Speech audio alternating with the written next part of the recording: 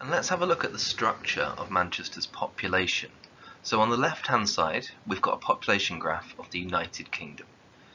Population graph, if you can't remember, shows the ages going up the middle. So as we get towards the top, we've got the older people, and the percentage of the population going left and right from the middle. On the left-hand side, we've got men, and on the right-hand side, we've got women. So as we can see, the population of the United Kingdom is pretty evenly structured.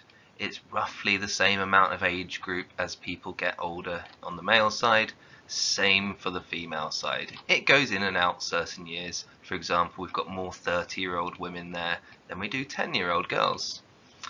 Same for 10-year-old boys and 30-year-old men. But as we get older, unfortunately people start to die, so it starts to go in a little bit. You'll notice we've got a lot of people, a lot of women especially, living over the age of 90. That's because women tend to live longer. So, if we look at Manchester's, we can see that's completely different. Have a quick check, you might want to pause me and think about what you can see.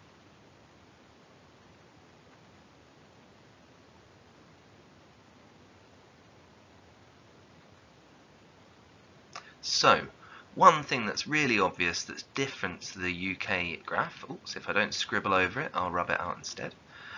We can see if we compare the group between the ages of 20 and 30, it's much higher in Manchester for both men and women than it is in the UK.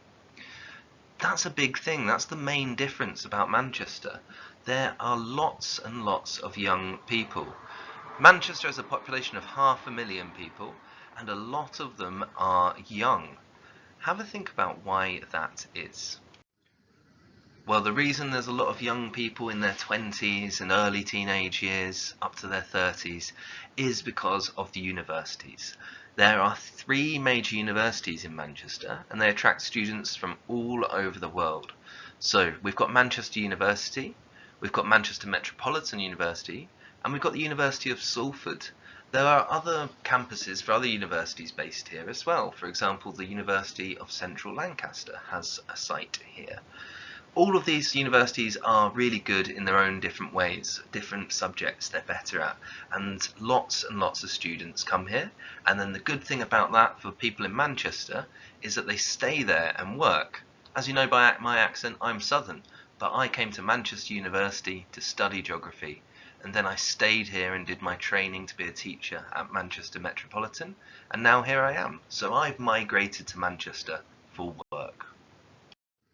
Another great thing about having lots of young students staying in Manchester after they've got their degrees means they've got a lot of education and businesses want them to work for them. So here we've got a news article that was in our local paper, the Manchester Evening News. It says foreign investors flock to Manchester.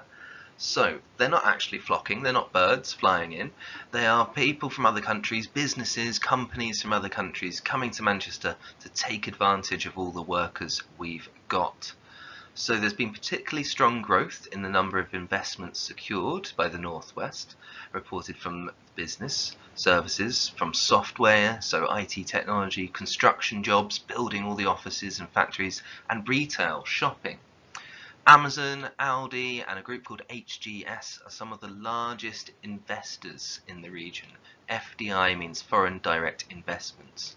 So what they're doing is putting money into the area, helping build offices, helping build factories, helping build research centres, and creating jobs, meaning Manchester is really important for getting young, educated workers in your business. So, why has Manchester's population grown so rapidly? It can't all just be about university students, there are other reasons as well. So, there's a picture of Manchester, just in case you've not seen it.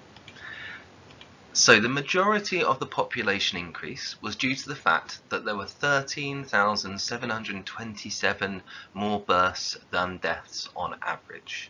So in other words, population has increased because we've got more babies being born than there are people dying. So it's a mathematical equation that births minus deaths equals how much the population is going to grow. The natural increase, we call that. We've also got a lot of international migration. International migration is when people move from another country into the UK or a different country, usually to find work, but it can be if they've got refugee status and any other safety issues in their own country. So in Manchester, international migration on average, we get about 8,654 more people arriving than we get people leaving. So they could be coming for jobs. It's a good thing that we get people coming in as well, because we need people to work. The more workers there are in the country, the more tax they're paying. The more tax they're paying, the more money the government gets, and the better services can become for everyone who lives in the country. Manchester is also appealing for employment and education. So Manchester is trying to get more and more people coming to the area to get educated, so the universities, and to get jobs like we mentioned before. So finally, we've got 3 key reasons why Manchester is important. So we need to think about it on 3 scales. Locally, so just in the area of Manchester. Nationally, across the whole country, why is it important? And internationally, why would Manchester be important in the world? So locally, it's because we've got this investment, so Greater Manchester investment, a lot of money coming into the city, and that money is being used for things like regeneration, to help good education, good healthcare.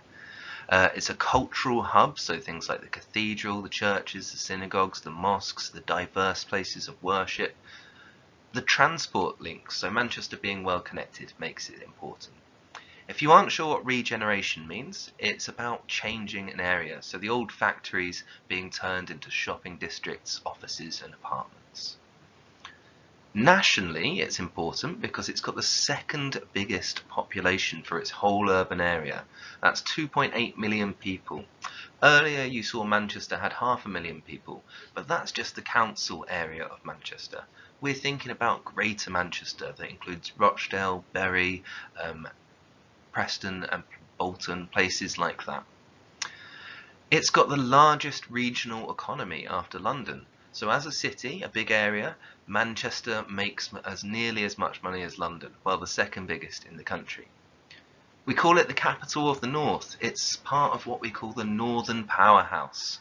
The governments and local councils in Manchester and Liverpool and Leeds have a lot of power these days. They've got a lot of money to spend.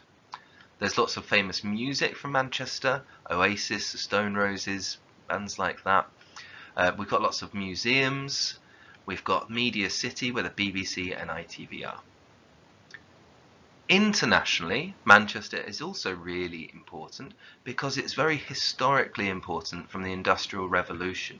We call Manchester the birthplace of the Industrial Revolution because of all the industry that came here and the new innovations that were created here, the new technology. There's a lot of jobs, partially because of all the foreign direct investments, foreign companies helping invest in Manchester. We had the Commonwealth Games all the way back in 2002 now, but still that's helped the area, helped regenerate all of the area around where Manchester City is, because their football stadium was actually built for the Commonwealth Games. There's football, there's major world-class players playing here, international players, both Manchester teams still play in Europe, luckily, although United are better. There's a lot of research in Manchester because of all the universities. We've had 25 Nobel Prize winners just for now. The computer was invented here. Alan Turing, a famous Manchester scientist who unfortunately died before his time, worked here. And the largest airport in the north. A lot of people use Manchester Airport to get connected, and so do a lot of companies. So these are why it's important as a local area, as a national city, and an international city.